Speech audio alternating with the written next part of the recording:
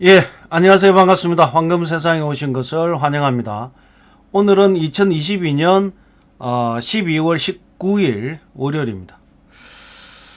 자, 수요일 날 새벽, 그러니까 우리 한국 시간으로 목요일 날 새벽 3시에 FOMC 회의 결과가 발표되고 난 이후에 목요일, 금요일 주말장을 크게 조정을 좀 받았습니다. 그 다음에 조정받은 이후 약간 결은 틀리지만 오늘 아침 아시아 시장은 그 흐름을 그대로 유지를 하고 있는데 주말장을 기준으로 보면 골드는 소폭 상승했고요. 실버는 거의 보합이다. 이렇게 보시면 될 것 같습니다. 다른 증시, 코인 이런 부분에 대비해서 보면 골드 실버는 상당히 선방했다 이렇게 볼 수 있습니다. 어쨌든 지금부터의 골드 실버 시장은 오히려 좀 괜찮은 국면으로 접어들 수 있다 이렇게 보여집니다. 이번 주가 굉장히 중요한 부분인데 오늘 저녁 뉴욕장, 내일 뉴욕장에 그 뉴욕장을 거치면서 지금 흐름이 어느 방향으로 가는지가 굉장히 중요하게 보여집니다. 어쨌든 지금 지금 달러 지금 오늘 아침에마다 1,300원대를 유지를 하고 있는데 이 강달러가 아니라 킹달러라고 얘기를 하죠. 그게 이제 내년 1, 4분기를 지나면서 1,100원대까지 내려가지 않겠냐 이런 어떤 이 분석이 굉장히 많습니다.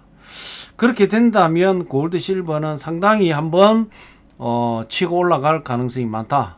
이렇게 보여주고 결과적으로 지금 이제 금리 인상 지금 주식이나 코인이나 자산 시장이 위축을 받는 여러 가지 원인은 FOMC 회의 끝나고 난 이후에 연준 위원들의 매파적 발언 어떤 그런 부분들이 많이 시장에 영향을 주고 있는 그런 지금 현재 장이다.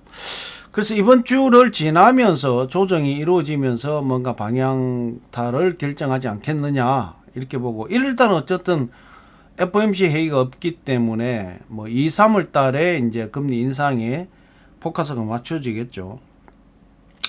그러나 지금 흐름상으로 봐보면 어쨌든 인플레이션이 잡힐 때까지 금리 인상을 한다라는 게 이제 연준 위원들의 똑같은 멘트이기 때문에 금리는 긴축 정책은 우리가 피봇이라고 쉽게 바뀌지는 않는다 이렇게 보시면 될 것 같습니다.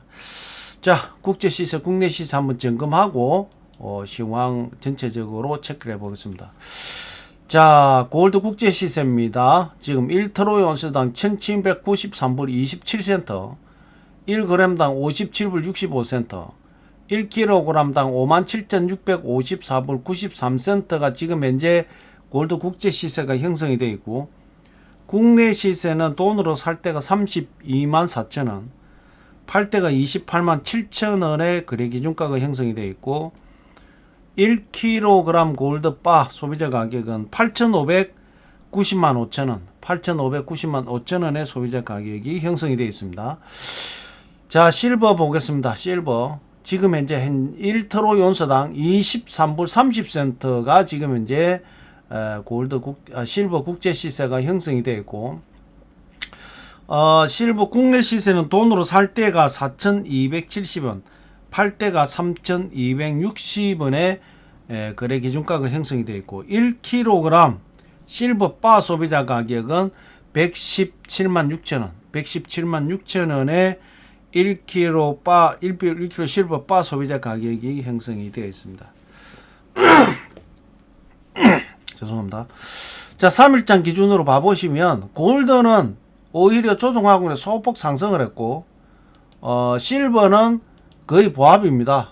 보합장 흐름을 이어가고 있는데, 어쨌든 오늘 저녁, 오늘 변화는 항상 그렇지만 오전장은 주말장 영향, 오후에 런던장부터 조금 변화가 오더라도 런던장부터 변화가 온다. 그 다음에 뉴욕장에서 오늘 흐름이 어떻게 이어지는지 굉장히 중요하다. 이렇게 보시면 될 것 같고, 어쨌든 그 흐름이 어떤 방향성을 제시하느냐 따라서 이번 주에 나름 흐름이 좀 바뀌지 않겠냐 이렇게 보여집니다.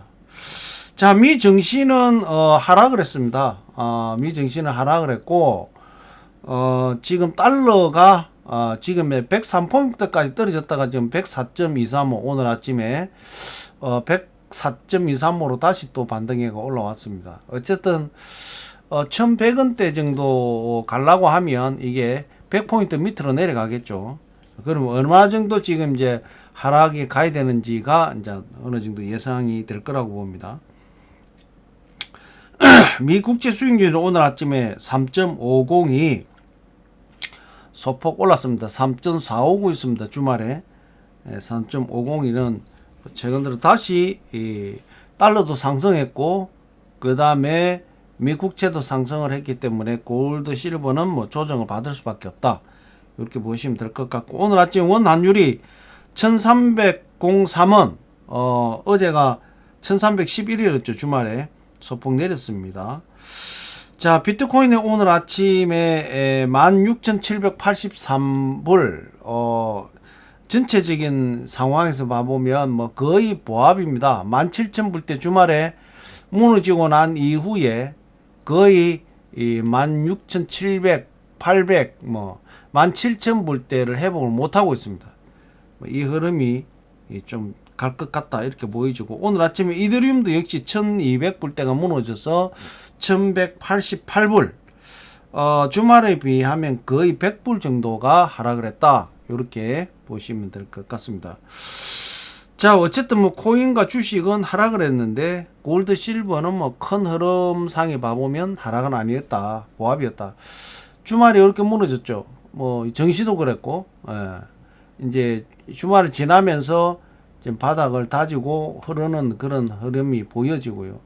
골드 실버 역시 이제 흐름상을 봐보면 전체적인 시장에서 지금 골드 실버는 최근 들어서 이제 1800불대, 특히 골드 같은 경우 1800불대를 뚫어내고 난 이후에 꽤 오랫동안 3일 이상을 1800불대를 유지를 했죠.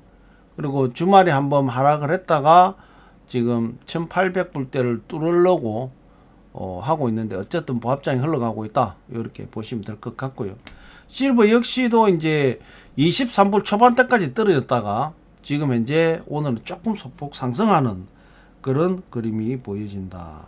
뭐 나쁘지 않다 이렇게 보시면 될 것 같습니다. 자, 뭐 이 여러 가지 이야기 중에 이제 연준 위원들 발언이 이 주말에 그 주말장에 큰 영향을 줬죠. 클리브랜드 연은 총재가 인플레이션이 잡힐 때까지 기준금리를 5% 이상 유지한다. 그러니까 인플레이션이 잡힐 때까지는 고금리를 가겠다 이런 얘기고, 유유 연준위는 고금리 최고금리 예상 수준보다 높아질 가능성이 많다. 이번에 12월 달에 점도표에서 최고금리가 5.1%였죠. 그 이상으로 갈 가능성도 있다. 이제 이렇게 강한 발언을 한 그런 부분이고, 또 제레미 시글이라는 이제 분은 연준이 금리 인상을 지속하게 되면 결과적으로는 경기 침체 가능성만 올라간다. 너무 지금 현재 그 소위 얘기해서 인플레이션 온 원인을 따져보면 유동성의 문제도 있지만 결과적으로 러시아 우크라이나 전쟁으로 인해서 공급 부족 내지는 백목고 물류 백목 구간 때문에 온 부분이 많기 때문에 금리만 올린다고 해가지고 이건 되는 것이 아니라 마른 수건만 짜가지고 되는 문제는 아니다. 이제 이런 어떤 시각으로 또 정말 온탕 냉탕을 갖다가 이렇게 이제 같이 발언이 나온 것 같습니다. 그게 지금 현재 지금 시장을 바라보고 있는 양쪽의 어떤 이 시각이 극명하게 차이가 난다라는 걸 이제 보여주는 것이고, 골드만삭스가 최대 4,000명 인원 감축을 하겠다. 왜 그러겠습니까? 경기가 좋고 뭐 자산 시장이 활성화가 되고 그런다면 4,000명까지 인원을 감축할 이유가 없겠죠. 결과적으로는 경기 침체가 내년에 올 수밖에 없는 부분을 이미 대비를 하고 있다, 이렇게 보시면 될 것 같고요. 이집트가 IMF로부터 30억 달러 구제금융 신청을 했는데 이것이 성립이 됐다. 최근에 아마 TV에서도 나왔을 겁니다만은 이집트 같은 경우에는 실질적으로 피라미드 관광 수입을 가지고 먹고 사는 나라죠. 그런데 뭐 코로나가 와가지고 관광객이 못 오니까 상당히 어려운 상황이 갔고, 이번에 IMF에 30억 달러 구제 금융 신청을 했는데 성이 떨어졌다, 이런 얘기입니다. 그래서 이제 코로나가 낫게 되면, 관광객이 많이 오게 되면 또 충분히 그런 경제 활성을 할 수 있다, 이런 어떤 취지에서 또 IMF에서도 승인을 한 것 같습니다. 어쨌든 뭐 고금리 정책을 미국이 쓰고 있기 때문에 연결고리가 약한 이런 쪽이죠. 개발도상국이나 이 이집트나 관광을 먹고 사는 이런 나라나 뭐 이런 쪽은 사실 굉장히 어렵죠. 우리 또 한국도 마찬가지입니다만은 지금 2, 4분기에 특히 내년에 반도체에 뭐 한겨울이 온다라고 얘기를 하고 있죠. 우리 한국에서 반도체 수출이 차지하는 비율이 굉장히 큽니다. 그렇게 봤을 때 한국도 엄청난 내년에 어려운 경기가 될 것 같다, 이렇게 보시면 될 것 같고, 특히 IMF 국제 금융에서도, 은행에서도 이제 얘기했다시피 한국은 부동산 버블 거품이 많이 빠질 것이다, 이런 얘기를 했었죠. 상당히 우려스럽습니다. 자, 인텔에서 독일의 반도체 공장을 이제 건설을 하려고 했는데, 독일 보고 소위 얘기해서 보조금을 추가를 더 좀 줄 때까지 반도체 공장 건립을 건설을 연기를 하겠다, 이렇게 인텔에서 발표를 했다고 합니다.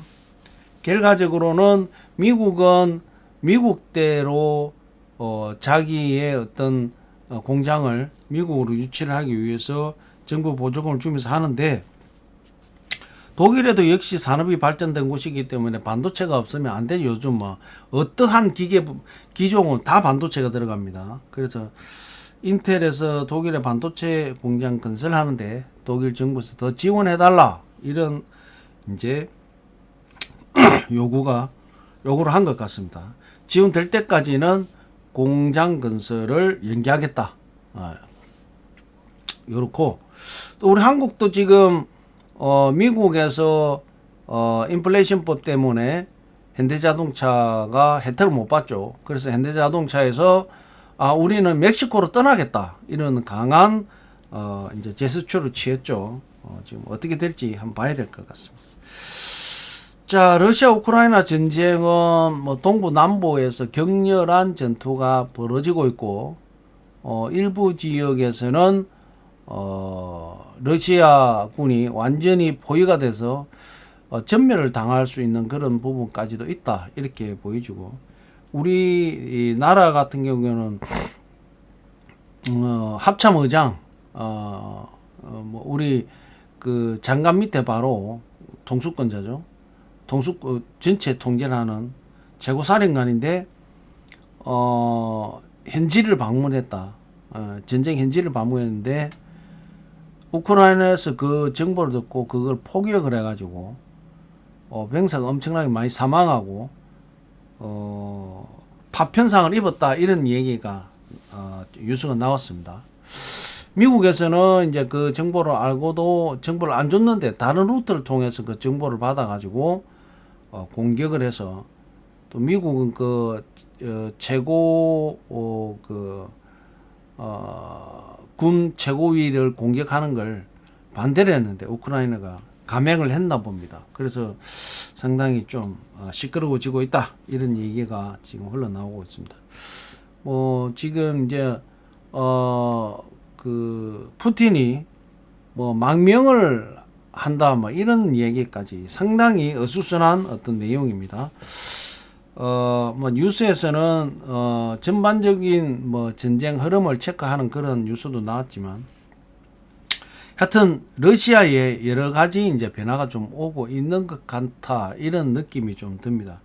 어쨌든 뭐 조금 더 추워지게 되면 전차가 탱크가 움직이면 러시아가 지금 이번 전쟁에서 획득한 부분에 엄청난 이제 이 전투가 벌어질 것 같습니다. 아직까지는 뭐 뚜렷한 어느 한쪽의 어떤 지금 전쟁 상황이 좋다 이렇게 볼 수는 없죠. 어쨌든 뭐 지금 모든 군사나 무기나 이런 우크라이나가 더 이제 그 강하기 때문에 시간이 가면 갈수록 러시아한테 얼어지지 않겠냐 이렇게 보고 있는 것 같습니다. 참고만 하시고요.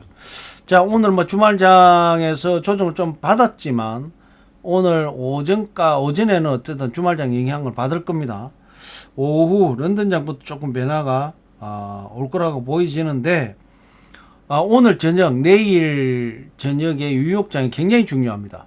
잘 체크하시고 응대를 하시고 오늘도 역시 뭐 조정장 분위기로 흘러가지 않겠냐 이렇게 보여집니다.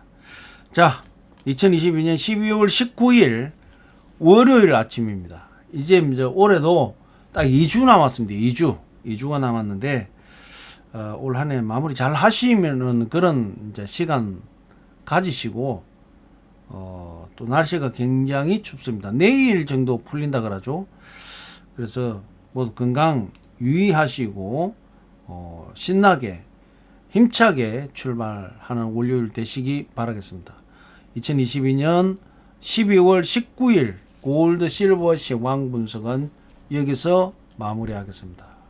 감사합니다.